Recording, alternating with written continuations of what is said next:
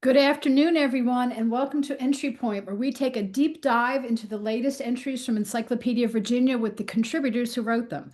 I'm Patti Miller, managing editor of Encyclopedia Virginia, and I'm really pleased to be hosting today's program on the Chiswell Lead Mines during the American Revolution.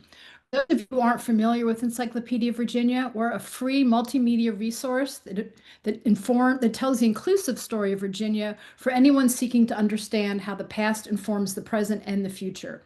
You can access the entry we'll be discussing today and all our entries at encyclopediavirginia.org. A couple of housekeeping notes before we get started. We will have time for questions at the end of this session today, so please share your questions using the Q&A tab in Zoom, and we will get to those once we hear from our special guest panelists today. The event also has optional closed captioning, which you can turn on and customize with the closed caption window at the bottom of Zoom. And now I am super pleased to introduce today's panelist. Sean Gallagher is an assistant professor of early American history at the University of South Carolina and the author of our new entry on Chiswell's lead mines during the American Revolution. I'm dropping a link to that in the chat so you can read that at your leisure, but Sean is going to tell us some more about that right now. Sean is also currently finishing a book on enslaved people's resistance to confiscation and public labor in the American Revolution. So with that, welcome, Sean. Thank you so much for joining us today, and let's learn about Chiswell's lead mines during the American Revolution. Excellent. Thank you so much, Patty, and thank you to all of you for attending here on what I assume is your lunch hour as well. So let me see here if I can share my slides. And folks can tell me if they are seeing this. Thumbs up, thumbs down. Okay, excellent. So on November 26, 1775, 6 enslaved men took a yawl and sailed toward a makeshift fleet assembled in the Chesapeake Bay under Royal Governor Lord Dunmore. Just 12 days prior, Dunmore had promised freedom to any Patriot-owned enslaved person who would help him put down the settler rebellion. Now, we know from the enslavers' runaway ad that at least 4 of them ultimately reached Dunmore's forces in the Chesapeake. But 2 of these men, Dick and Joe, were somehow intercepted and captured by Patriots. They spent at least a month, perhaps longer, in the Williamsburg jail. The Patriot Committee of Safety eventually released Joe back to his enslaver, but held on to Dick. As Ruffin, his enslaver, noted himself in a petition for reimbursement, it appearing to the committee that the slave showed, although in jail, in insolent and seditious disposition, they refused to discharge him, intending as a terror to others to send the said slave to the West Indies or lead mines. But before such a step was taken, the slave died. It is in this context, excuse me, one second here. It is in this context, as a terror, as a secondary jail, as a punishment akin to being sold to the Sugar Islands. This is how I think we should remember the Chiswell lead mines. Now, the lead deposits along the New River, first worked by John Chiswell in 1761, in fact sit at the intersection of many important early American stories. Consequently, historians have interpreted the mixed mining community there of enslaved prisoners and Welsh immigrants in contrasting ways. Randall Hall and Mountains on the Market are the environmental exploitation undergirding Appalachian capitalism. Albert Tillison's Gentry and Common Folk placed Chiswell's Welsh miners in the context of a democratizing backcountry politics. Jennifer Ost's Institutional Slavery points to the state-owned slaves at Chiswell as an early example of the kind of public slavery, slave-owning colleges and churches, which generated broad white support for slavery in Virginia up to the Civil War. Lastly, numerous military historians of both the American Revolution and the Civil War have of course pointed to the lead mines in Virginia as a key asset of first the Patriot War effort and later the slaveholders' rebellion in the South. But for my Encyclopedia Virginia entry, I tried to place Chiswell within an American carceral history, to see Patriot public works as a means by which patriots isolated and detained potentially rebellious enslaved people. So too, I hope to show how critical prisoners were for American independence, that it was enslaved convicts who actually supplied the musket shot in every Continental soldier's sack. I also suggested that the experience of recaptured Black Loyalists at Chiswell hints at how enslaved people may have seen the Patriot movement writ large, not as a contest for liberty, but as a white campaign of racial terror. So in my presentation today, I'm going to provide a general overview of the mines and their contribution to the Patriot War effort, but my focus is going to be on how patriots used the mines as a carceral space in the early stages of the war and the kinds of violence experienced there by women and men who were often literally enslaved to the state. On December 14th, 1775, a month to the day after Dunmore's proclamation, the Patriot Provincial Convention in Williamsburg issued its official response to this British offer of freedom. By then, Patriot militia had accumulated a growing number of Black prisoners. Some of these were Black Loyalist soldiers, whom militia had captured at the Battle of Great Bridge. But Patriots had also by then intercepted whole enslaved families, making their way down Virginia's rivers to try to escape to British forces. To suppress further Black self-emancipation, the convention issued what Committee of Safety President Edmund Pendleton called a, quote, counter proclamation.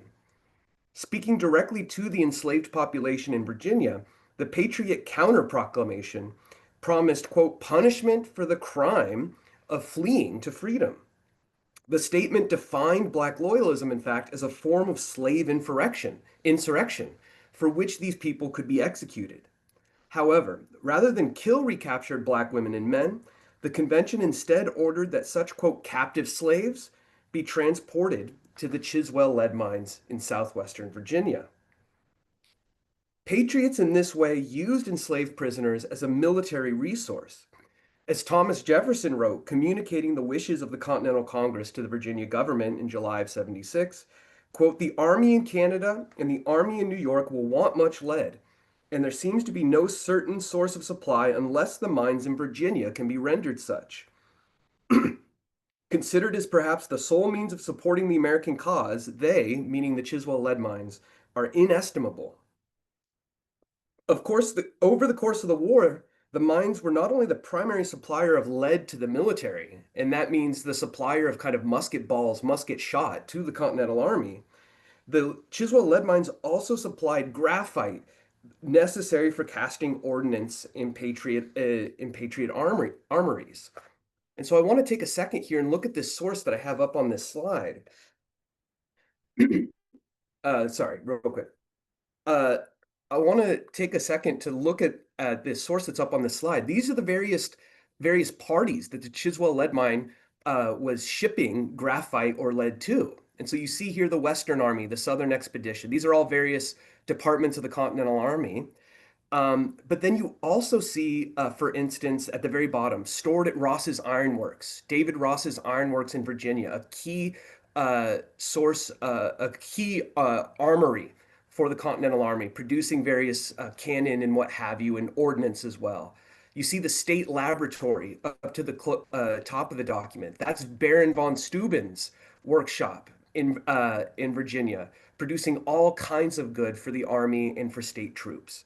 And so the Chiswell lead mines supplied was logistically tied into all the various factors of the war effort here, supplying both ammunition and then other kind of goods for which you needed metal and graphite for the war effort.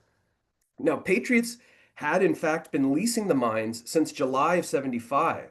And so the imprisoned Black Loyalists soon sent there at the end of 75 and early 76 worked alongside a mixed workforce of white artisans, many of whom were Welsh immigrants, privately owned enslaved people, and later a few enslaved people purchased by the Virginia government specifically for public works, such as Chiswell. Indeed, many of the imprisoned Black Loyalists were also ultimately bought from their enslavers by the state government. And in this process, enslaved prisoners literally became state property. But while Patriot leaders certainly depended on the miners as laborers and needed the mine to be genuinely productive, the state government also viewed Chiswell as a makeshift prison. This becomes clear when we recognize the extent to which Black loyalism, particularly in the early stages of the Revolution, created a kind of carceral crisis within Virginia. There simply weren't enough jails to hold the numbers of runaways being recaptured in 1775 and 1776. Already by December of 1775, the Fourth Virginia Convention had heard a report from Norfolk that, quote, the Negroes we have from diverse quarters found going over to the governor and secured are become too numerous, as our jail is at present very insufficient. The Norfolk jail itself was only shortly thereafter destroyed, shortly before the city of Norfolk itself was burned. Things were no better by the spring of 76. The Fifth Convention learned that that some of the black prisoners at the Williamsburg jail had in fact died because, quote, the room in which the Negroes are confined abounds with filth from the, quote, large and unusual number of prisoners. If Dick was still in the Williamsburg jail at this point, um, this may be in fact a when or how he died. The reports came in from everywhere. In Northampton County, 7 enslaved people who had been arrested trying to run away successfully broke out of jail and ran away again, stole a boat, and rowed it out successfully to Dunmore's fleet in Chesapeake Bay. And so it is in this context, overfilled jails, enslaved people breaking out of the sparse system of local county jails as it existed in late colonial Virginia. It's in this context that we need to understand Patriot's decision to start using Chiswell and other public works as places to send recaptured enslaved people. In the moment where jails are overfilled and jails are failing, the Patriot Provincial Convention and Committee of Safety begins to move enslaved people out of their jails and into these backcountry public works. And so you get instances like this. An enslaved man named Whig, who's arrested in Suffolk in the fall of 1775 on suspicion of being a runaway. In fact, he wasn't a runaway. He was actually a self-hired artisan with permission from his master, from his enslaver, to sell his labor. He was a carpenter. But on suspicion of being a runaway, he's jailed in Suffolk. And then when his enslaver, Jane Stewart, presses the Patriot government for Whig's return, a local militia officer tells his enslaver that Whig, quote, would be more safe in the country's possession than with his mistress. This shows a carceral logic, a carceral motivation upon the transfer of enslaved prisoners to the backcountry. The goal here was to isolate and detain a potential rebel slave, a potential black loyalist, a potential runaway. Men like Charles Lynch, who was ultimately manager of the Chiswell Lead Mines for most of the war, transported enslaved prisoners to a variety of places, including his short-lived saltpeter works deep in Bedford County. There, enslaved prisoners did things such as mine saltpeter, the mineral, from cave deposits on his property and boiled it into the necessary refinement for gunpowder. The enslaved people whom Lynch received at his saltpeter works and then later transferred most of them to the Chiswell Lead Mines when he was appointed manager there. These enslaved people taken out of the jails and sent to Chiswell were not experienced artisans or miners. They were toddlers like Somerset, whom Lynch recorded as being, quote, only 3 or 4 years old in 1776 when he was delivered out of the public jail and transferred to Lynch's control. These people who were expected to supply the Continental Army were Somerset, 3 or 4 years old, Phoebe and her unnamed 3 children. They were people like Phyllis in Glasgow, whom in this letter Lynch calls useless, and in another Lynch calls old and superannuated. Indeed, for as much as the army depended on the mines, state leaders themselves constantly complained that it was underproducing, that the army, quote, wanted for lead, and that the works were in a, quote, indifferent repair. And this is because the Chiswell lead mines were not staffed, at least when it comes to enslaved laborers. They were not staffed with professional artisans. They were not staffed with people experienced in mining. They were staffed with men, women, and children of various ages, abilities, and backgrounds whose sole kind of prerequisite quality for being sent to the mines was their rebelliousness, that they had attempted to free themselves and had been recaptured in the process. The enslaved community at Chiswell fluctuated in size over the course of the war, but overall remained quite small. Jefferson himself estimated after the war that it was typically below 50 laborers, and this included the small population of white people often working at the mines. So finding out specific numbers at any specific moment is a little difficult. We know that in addition to 32 black prisoners captured at the Battle of Great Bridge in December of 1775, the state ultimately bought at least 12 enslaved people outright for the works. Now, some of these purchased enslaved people themselves were those black loyalist prisoners. But we do know also that the state government of Virginia, or let me back up, that agents who were working in public works for the state of Virginia went to the auctions of confiscated property in Virginia in 79 and 80 and what have you, and were buying up confiscated loyalist slaves to send to Chiswell and other public works.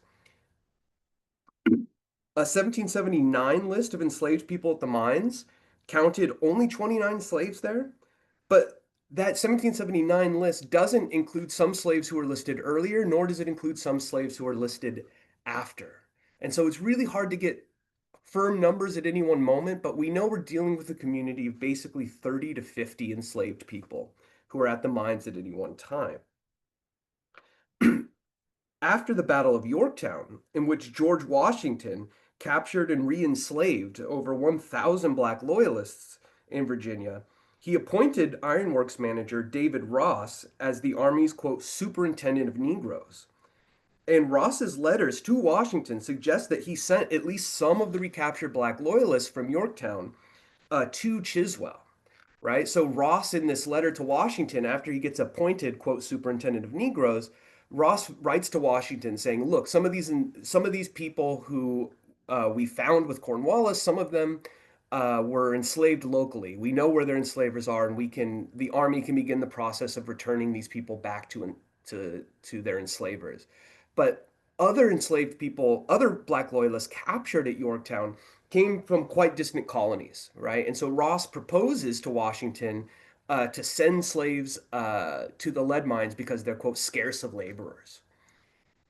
We don't have exact records, exact proof that black loyalists from Yorktown ended up at Chiswell, but we do have George Washington's response to David Ross, in which he basically says, you know, those from New York and other northern colonies, right, they should be advertised there. And if there's officers who know who their enslavers are, you know, we can detach them to go return them. But then he says the other steps taken by you are, quote, proper and expedient. The Negroes may be furnished with 2 days' provisions to carry them to Williamsburg, where there is a state commissary. The fact that Washington orders or allows a number of them to be sent to a state commissary suggests that he was agreeing with Ross to send these people to public works, because the state commissary, one of its responsibilities was to distribute enslaved people, both confiscated slaves, black prisoners, what have you, to distribute enslaved people to the various public works in the state. That included the Chiswell lead mines, but it also includes the state navy yard. It includes the state rope walk, the armory, the laboratory, a variety of public works in which Virginia used enslaved people.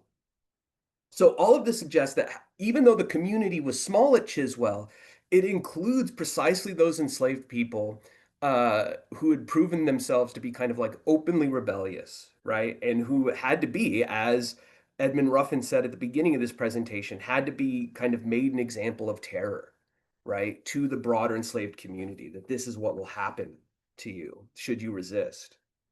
Now, what makes Chiswell a terror? Well, the conditions at Chiswell were deprived and they were violent. Several mine records note that enslaved people did not receive enough cloth from year to year to properly clothe themselves. There's a couple of records that deal with that. right? We know from other records that the laborers at Chiswell, both the white and the black laborers, were kept on quite tight rations. Here you have one of a couple receipts that show up in the lead mines accounts for payments to doctors to administer various procedures on enslaved laborers, right? So you see here what medicines that the doctors are applying to enslaved people. They're being bled and blistered, which is, you remember, this is an era in which there's a humoral theory of the body, right? So they're being bled and blistered.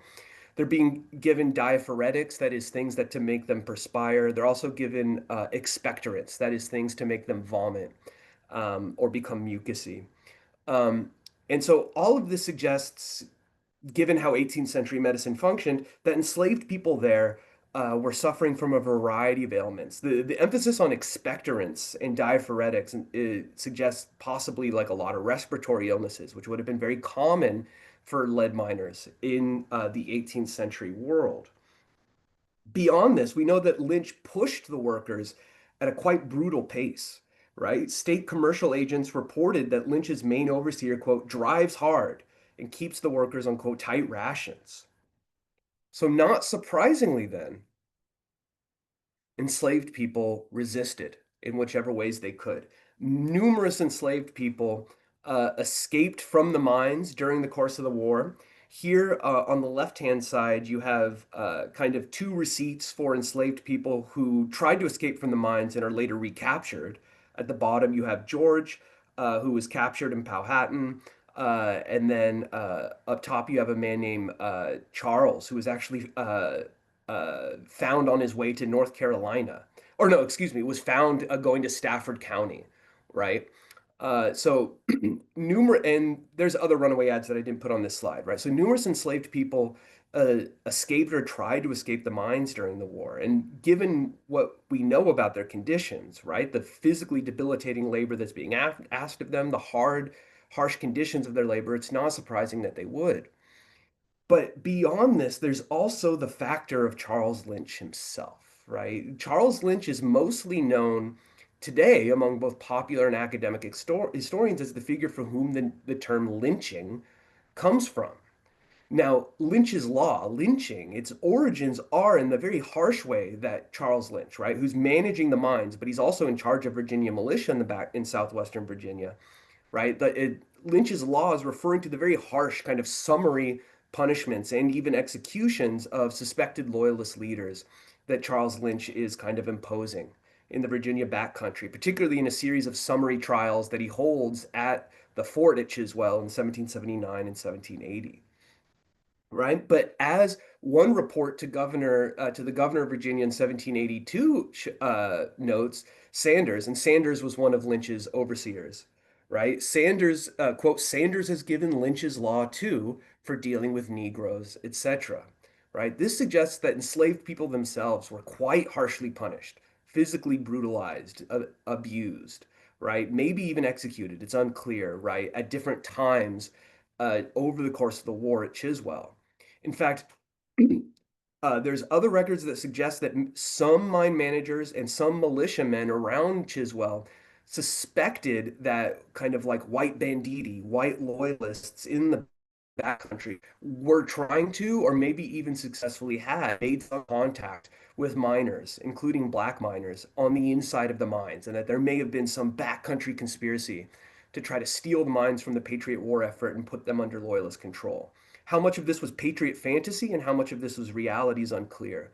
But what is clear is that, quote, Lynch's law was imposed on these recaptured black loyalists, on these on these enslaved people, on these state slaves in the backcountry. So, after the war ended in 1783, the Chiswell lead mines returned to private control, and the members of the enslaved workforce there were gradually either returned to their enslavers or they were sold off by the state. In one famous incident, in fact, and you can read about this on the Encyclopedia of Virginia entry, in one famous incident, an enslaved miner named Aberdeen was actually able to petition for his freedom at the end of the war from Chiswell on the grounds that he had ran away, yes, but not to join the British, but in fact to escape his loyalist enslaver. And therefore he should be freed as someone who had labored in the Patriot cause. The story of Fielding, however, may better represent the outcome of the revolution for most enslaved laborers at this backcountry mine. Militia had initially captured Fielding along with two other bondmen in 1776 when they had attempted to reach Dunmore. Owned by Raleigh Downman, the three enslaved laborers had already worked in the lead mines for almost a year when the state bought them outright in 1777 for 375 pounds. Therefore, for almost 9 years, Fielding had lived as not only a prisoner, but as a state slave, as state property, mining lead to free other men, to free the settlers during the American Revolution, to put musket shot in their satchels. In February of 1785, however, Fielding took his chance and, quote, deserted shortly before the militia came to move him from the mines to a state commissary along the James River where he was going to be sold at auction. The last mention of Fielding in state records is by a militia officer noting that troops were out in the area patrolling for him. And the officer promised the state that to catch and deliver Fielding, quote, as speedy as possible. So here we are, 1785. The British were gone, the war was over. But for Fielding and for so many other enslaved people in Virginia and in state service in the 1780s, for Fielding and him, the struggle to escape an enslaving revolution, to escape Patriot enslavers, continued into the early Republic. And I'll stop there. Thank you so much. Thank you so much, Sean. Do we know if they ever captured Fielding, or is just the record unclear about what happened there? Record's unclear. I haven't found either state papers or like an ad in the newspaper suggesting one way or the other. So the evidence may be out there, but it has not been given to me yet. I have not seen it. So tell us a little bit, one of the obvious, Mhm. beyond providing the labor, which, as you say, produced most of the shot probably fired by the Patriots during the Revolution, was this idea that these mines were to keep other enslaved people who were thinking about joining the Loyalist cause from running away. How did news about this travel in a Virginia that had one newspaper that published about the Revolution, very lightly newspapered in the first place, both to the Black people for whom this was a form of terror against, but also what was the knowledge about this among white Virginians? Did they know their revolution was being, obviously most white Virginians were, if not on board with, but that's not true. Many white Virginians had a lot of qualms about slavery. So do we Sure. know what they thought about this at this time? Mhm. Yeah, excellent question. So, first on the question of how does this information about how does the threat of Chiswell spread? Is it well understood among enslaved people? The evidence suggests it was. There's two separate petitions to the Virginia legislature during the Revolution in which enslavers, two separate enslavers, claim that it was after the quote like threat of being sent to the backcountry, threat of being sent to the mines, is the language they use in these petitions, that their own enslaved people actually tried to flee to Dunmore, that their enslaved people had not initially fled to Dunmore after the proclamation, but after news began to spread that patriots were sending recaptured people to backcountry works. It's at that point that they begin to flee, right? And there's other evidence to suggest that this is spreading, right? In April, I believe it's either March or April. I don't remember the exact month. In 76, um, the Committee of Safety actually does toy with the idea of removing enslaved people out of the Hampton Roads area, right? And that the rumor that that the Patriots were going to just remove all enslaved people off the port, off the coast, and remove them inland to prevent them from making contact with Dunmore, that actually we can see in the language of these wartime petitions that mixed with the threat of being sent to the lead mines into this kind of general rumor and suspicion that patriots were involved in a wholesale project or were interested in a wholesale project of kind of transporting enslaved people or putting them into public works. And so there's a variety of evidence to suggest that this information spreads. How it spreads, I think it's partially enslaved people's own communication networks. I think it's also partially, one of the things one of the figures who's driving the committee to issue that counter proclamation is Colonel William Woodford, who's commanding Virginia troops down at Norfolk, right? I think militia soldiers themselves are kind of like spreading this word of this counter proclamation among enslaved people. Um, right. In fact, if you look at the text of the counter proclamation, it actually says at the bottom that that people should be reading this, right, to enslaved people. And so I actually think the Patriots want this message to get out in certain ways. And it's interesting, at Encyclopedia Virginia, we're always real interested in untold stories and stories Yeah. of people that aren't well known. I can't think of a better example. When I learned about the Revolution in school, Mm, no one ever mentioned this, right? The fact that almost all the Patriot shot was mined by mm. enslaved laborers. How did you become interested in this? And I think that journey is really interesting. How did you learn about this story? Yeah. How did this kind of pique your interest to tell this story? Sure, yeah. So I kind of fell into this accidentally a little bit. I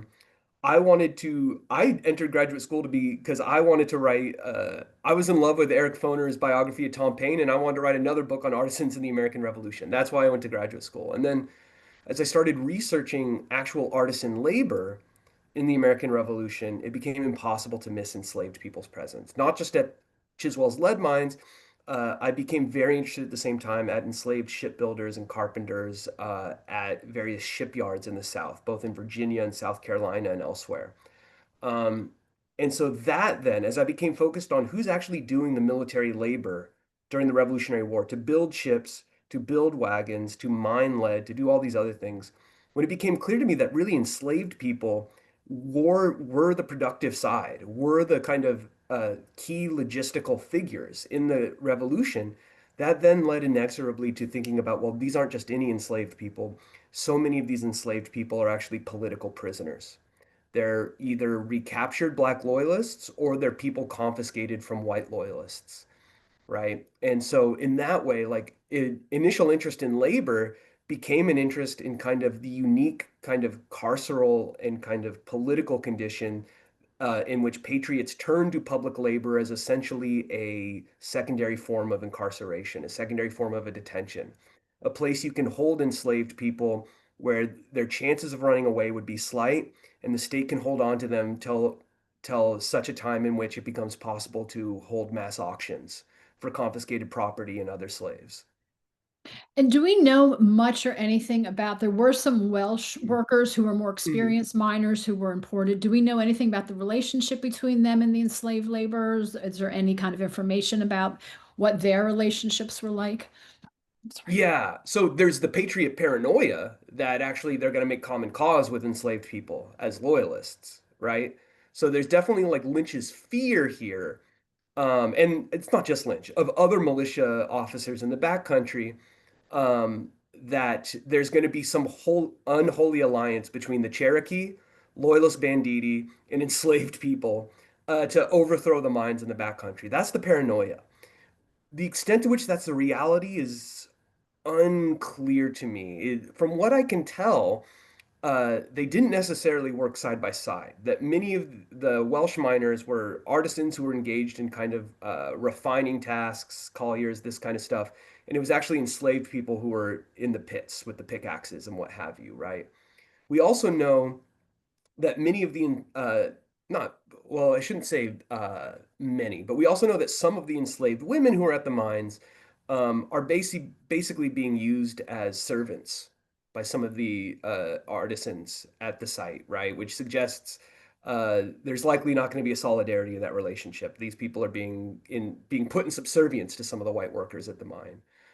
So all of this suggests to me that I should put it may not have been impossible, like that some loyalists in the backcountry, including some of the loyalist miners, may have been interested in using enslaved people in kind of various backcountry plots. But I am skeptical of the idea that there was really any kind of like interracial solidarity at the site. That makes sense. So we have some questions from our viewers. This is a three-part question, so I'll let you Okay. kind of pick what parts to answer. What type of goods were created from graphite? Were slaves also used at the Von Steuben and Ross mines? And were musket balls the only type of ammo they were creating from the mines? Okay. Any and all Graphite. of those. Yeah, graphite, Steuben's, musket. Okay. So the graphite is used in molding to create kind of cast molds for ordnance. And so that's why the armories need them. The armories are like actually producing the cannonballs and what have you. And other things. And so you need graphite for that process. It's used to make the molds for casting. Um, there are enslaved people at the state laboratory under Baron von Steuben's. Uh, some of them seem to be state enslaved people. Probably not recaptured Black loyalists. It seems like mainly confiscated slaves there. And then there's also a good degree of hired slaves, like kind of enslaved people rented from other enslavers who are kind of under Steuben's command. But of course, he's always writing to Thomas Jefferson to send him more. All the people in charge of state works are constantly hounding Jefferson, Henry, Harrison, the various wartime governors for Nelson for more slaves for their works. The last question, is it used for other kinds of ammo besides musket balls? I don't know. I'm not enough of a military historian to know that side of it. Um, I would imagine this lead is being used for all kinds of metal goods during the war effort, not just ammunition. But I couldn't give more specifics than that. And we were just talking about, the use of this as a preventive for runaways. Do we know how Mhm. many enslaved people were successful at joining Dunmore's forces? Yeah, there's the debate, right? You have big counters and low counters. I think um, I think Cassandra Pebis in oh my God, what's that book? Epic Journeys of Freedom puts a kind of low number. She's a low counter in a lot of ways, but I think she's actually done the math better than anyone else in a lot of ways. I think she thinks that, if I remember correctly, I think she estimates maybe somewhere, and if I get her numbers a little wrong, I apologize, but I think she estimates somewhere between like 800 and 1,000 uh, ultimately make it to Dunmore over the time after he flees to Chesapeake Bay and then before he sails up to New York, maybe 800 to 1,000. Um, but that's just in 75, 76, right? And then we know that there's a continued trickle of enslaved people who escape to British cruisers over the course of the war. And then when British forces move into Virginia proper, right, in kind of Cornwallis's Virginia campaign, there's another mass exodus of likely a couple thousand. And that's just dealing with Virginia, of And course. and that while there was, I mean, I think, I guess what's 40% of the population of Virginia were enslaved individuals at the start of the war. Mm-hmm. So it's a relatively small number, but obviously the threat of people losing their enslaved property, which was Yes. valuable, loomed very large for everyone. But it was mostly in the Tidewater area where people had access to the rivers and the bay where people really tended to flee from. It was just easier to get away from there. Oh, absolutely. Yeah. All the runaway, I shouldn't say all, but like if you go through the runaway ads, so much of it is by boat. It's people stealing kind of petty augers, canoes, bateaus, like different vessels to make their way to the British. Yeah, it's a maritime path to freedom, absolutely. And as many people point out, in many cases, because of the work people, enslaved people often did as pilots and fishermen and things like that, they often knew those waters better than their enslavers. So that did give them a big opportunity to get away in many cases. They knew all the kind of the back ways into the bay. So that was a huge path. Absolutely. Someone says, thank you for the fresh research. Did you find any records of Lynch purposefully and deliberately executing anyone brought before his Lynch's law court? So there's a famous incident in which not Lynch himself, ooh, and I just got a sign that my internet's a little unstable. So if I get choppy, I apologize. Uh, there is a very famous incident. I wrote down his name, in which they execute one loyalist leader, Zachariah Goss, at Fort Chiswell. I believe it's in 79 or 80, right? And so that's a very famous incident in which they execute a white loyalist militia leader at Fort Chiswell. Because Chiswell is not just a mine, they establish a militia, a garrison there, a fort. Um, as far as executing an enslaved person at the works, I have not seen that in the lead mines accounts, and that's what I'm using. I should mention for my sources for all this are the lead mines accounts, and a couple of other public collections that are all held at the Library of Virginia.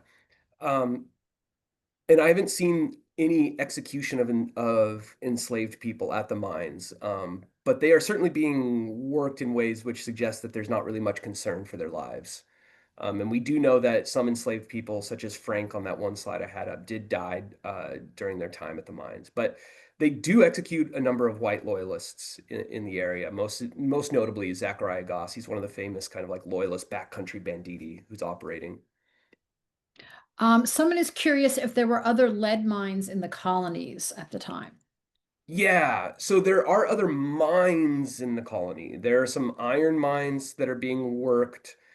And there's also a good number of ironworks and other kind of blacksmith shops and metalworks generally that are being used throughout the American Revolution, right? So Virginia is not the only state to rely on essentially state slavery to produce for the war effort. South Carolina has their own extensive use of public slaves for ironworks, the shipyard, what have you. North Carolina is like operating some confiscated plantations as public plantations in which they have enslaved people growing provisions for the army.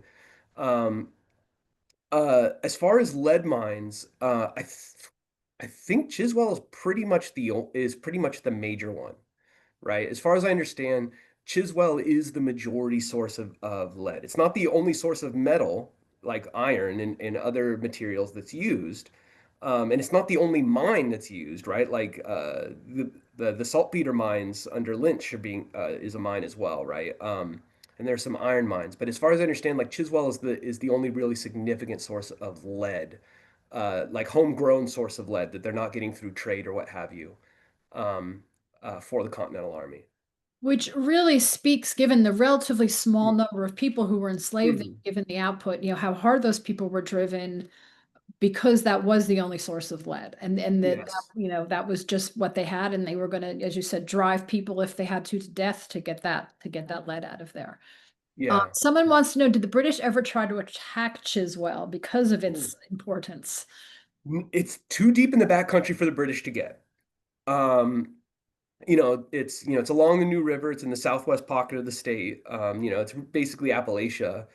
Um, so it's too deep for the British to get. However, the British do an absolute number on Virginia's Patriot works when Benedict Arnold raids up the James River. And of course, I'm talking about Arnold when he's switched sides. When Arnold is fighting for the British, he leads kind of the famous raid on Richmond, and a whole number of state public works are destroyed there. And in the forthcoming book, I talk all about the enslaved public laborers in the Richmond area that escape with Arnold, including a good number of enslaved public laborers at the public rope walk. So the rope walk is really critical because that's at the rope walk that they're producing like ship rigging and stuff like that for vessels. Um, when Arnold sacks that thing, a good number of enslaved people who had been confiscated from loyalists and forced to work in it leave with Arnold. Um, and there's a Patriot armory that's destroyed there. And so, yeah, the British do liberate, I suppose you could say, a number of sites of a number of Patriot public works, but unfortunately for the Chiswell folks, they never make it that deep in.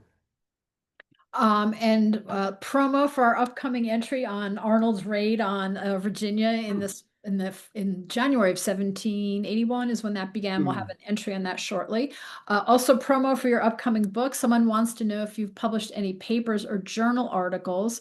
I'm going to drop. There's already a link in the chat to the Encyclopedia of Mhm. Virginia entry, and I will drop a link to Sean's article, "The Prison of Public Works: Mhm. Enslaved People at Virginia's Chiswell Lead Mines." That's in the Journal of Southern History, the Southern Historical Association.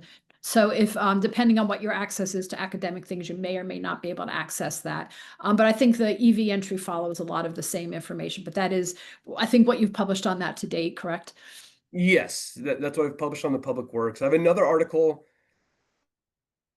about enslaved people once they do flee to the British and kind of the very complicated path to freedom. Like the British are issuing proclamations for freedom, but the actual legal and diplomatic path that enslaved people have to walk to actually be considered free is a little more complicated. And so I have an article on slavery and abolition on that side of the story. Someone says they may have missed this, but were white loyalists used in the mines? Um, Unintentionally, to the extent that the Patriots are really convinced the Welsh are loyalists. Uh, there are a number of white prisoners who are convicted of capital crimes, and they have their sentences not for loyalism, I don't think, but there are a couple of white prisoners who have their sentences commuted to the lead mines during the war. So there are some white prisoners, a couple, a handful at the works. But again, and I really do think Tilson's Gentry and Common Folk, it came out in 1990, which is now old, unfortunately. But like that is probably the best work on on backcountry political culture, the actual political culture around Chiswell, right? And he makes very clear like Southwestern Virginia is a very ethnically and religiously diverse place, right? It's a lot of Scotch Irish, it's a lot of Welsh, and they are quite suspicious of the Patriot movement. They see the Patriots as a kind of Anglo elite.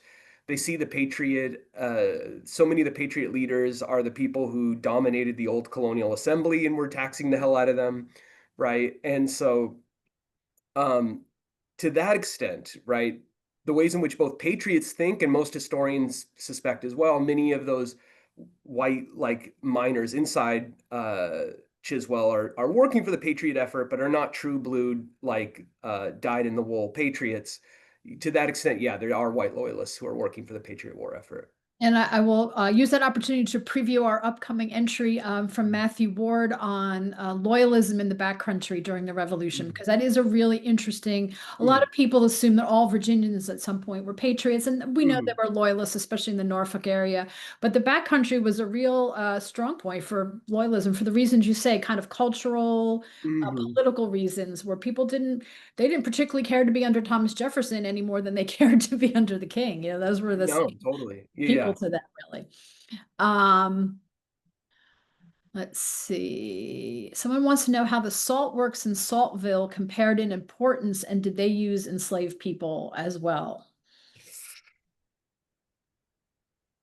I will be humble and say I have no idea. I'm not that familiar with the salt works. I know about Patriot salt works in various places during the war. I write about an attempt in New Jersey to use enslaved and free labor for Patriot salt works. But this particular salt work, I don't know much about. If they have information, please email me. But I don't know about that particular work.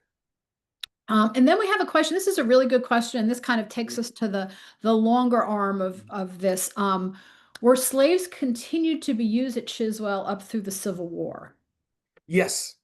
Yes. Short answer is yes. Long answer is the initial kind of population of state-owned, state-enslaved people from the Revolutionary years are gradually sold off, though we know that there are still people owned by the state from the war years who are working at Chiswell as late as like 1788, 1789. But in general, the state population is sold off, and the mines have a complicated legal story. They were technically leased, but in practice, the state just operates it. The state is like technically renting the property, but is in fact kind of the actually owning it during the war. It's returned back to the Austin family actually in the antebellum years in Virginia. Um, but enslaved people continued to work at it. They just weren't necessarily state slaves. They were whichever family was owning the mine at the time like had their own slaves who were working in it. And then the mine has a whole second history that I'm less familiar about, but there is a literature on if folks are interested in. It has a whole second history during the Civil War, in which Fort Chiswell is still supplying for the slaveholder forces, for Confederate forces. But there's also a number of actual battles that are fought as the Union tries to reestablish control over Chiswell during the Civil War. And I'll encourage everyone to take a dive into the actual entry because it's interesting. The Chiswell mines were not a success before the war. I mean, they really have Mhm. a really rocky financial, even though they're obviously a good source of lead, they're not prosperous. It's really the war that saves them from, collapse, it seems. All three owners kill themselves like before the war begins, right? Byrd, Chiswell, and I think it's Robinson, right? Like all commit suicide. Not On, good. yeah, so it suggests that the mine wasn't the mine's financial issues are not the only reason these men killed themselves in the imperial crisis years. And much has been written about those men, including there's Encyclopedia of Virginia entries for some of them. But the failure of the mine didn't help, right? Yeah, these were men in dire straits. So but by the time the mine is taken over, they're Mhm. no longer in the picture because they killed themselves. And Yeah. I do know that I think throughout the antebellum period, Virginia struggled both with producing enough weapons and producing Mhm. enough ammunition. I mean, obviously before the Civil War, they're not producing it for the Confederate cause, but there's a real problem getting enough ammo and guns and just in general for the new national army, or as it Yeah, was. Uh, absolutely. uh, Someone wants to know if we can touch on Aberdeen's story more. Is there anything Yes. else we can say about Aberdeen? Absolutely. Aberdeen is a fascinating case. And I actually talk about him in a bit more. I gave him really short shrift here, which I apologize for. But if you read that article, the Journal of Southern History article that got linked, I talk about Aberdeen in a little bit more length. So Aberdeen is he's unique at Chiswell, but he's also not unique for Virginia in certain other ways. So he's unique in that he's like the one enslaved laborer at Chiswell who actually flips his state slavery into freedom, right? That he is able to successfully petition that, yes, he was caught running away. He was kind of caught on the roads, as it were, but that his enslaver was a loyalist and that his escape was actually motivated to escape his enslaver's loyalism, that it was actually his loyalty to the Patriot cause that caused him to run away. And then from there to say, right, that he's not trying to flee to Dunmore, he was actually.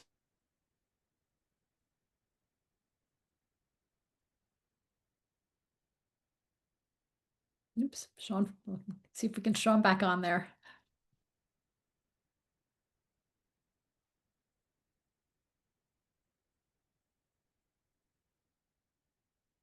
It looks like we've lost Sean. We'll give him another second to see if he can come back on here. In the meanwhile, I will take this opportunity to say thank you for joining us today. If you found this program helpful, please consider becoming a supporter of Encyclopedia Virginia so we can keep programs like this online. I will drop a link into our chat for donations to Encyclopedia Virginia. I also would like to encourage you to sign up for our newsletter to learn about our upcoming entry points. We'll have a full slate of entry points in 2026, continuing our coverage of the American Revolution in Virginia. So I'll drop a link in there. And if you sign up for our newsletter, it comes once a month. You'll be updated on our latest entries. And oh, there's Sean. Hey, sorry about You'll be that. updated. No, that's quite fine. I gave our little pitch for our newsletter while you were offline. But yeah, go ahead, please finish. Excellent. Yeah, I'll be quick. I don't know how long. Oh, can you hear me? I can hear you. Yeah. Okay, I don't know how long my computer will cooperate. Aberdeen not only flips an interesting story, he takes advantage of a unique law that's passed by the Virginia Assembly at the end of the war that's meant to punish slaveholders who had used substitutes, right? Virginians were not legally allowed to enroll their slaves as substitutes in draft into the Continental Army, right? That was actually breaking the law to do that. And so to punish those slaveholders and reward those slaves who had served as substitutes in the Continental Army, at the end of the war, the Virginia Assembly passes a law that manumits enslaved people who had served as substitutes for their masters during the war, and Aberdeen takes advantage of that. In which his time at the Chiswell Lead Mine is actually represented as wartime service. And so he's a unique case at Chiswell because he's the only one to do it there, but he's actually part of a small cohort of enslaved people who successfully use this kind of substitute law to kind of make their freedom in the revolution. Great. So yeah, so it was not the rule, but it was the exception for him to be freed. Yeah, Great. Your link cooperated with us for a second there. Well, we will wrap things up on that note. Thank you everyone for joining us. Thank you so much, Sean, for sharing your expertise. A thank really you. fascinating topic. Please take a dive into our entry and into Sean's article and look for his book. And as I said, please sign up for our newsletter so you can know when we're having more entry point events and when we publish new entries. We have the raid on Richmond coming, and we have Loyalism in the Backcountry coming in early 2026. Mhm. And thank you everyone for joining us, and we'll see you for the next entry point. Thank you so Yeah. much. Thank you. Bye, everyone. Bye bye.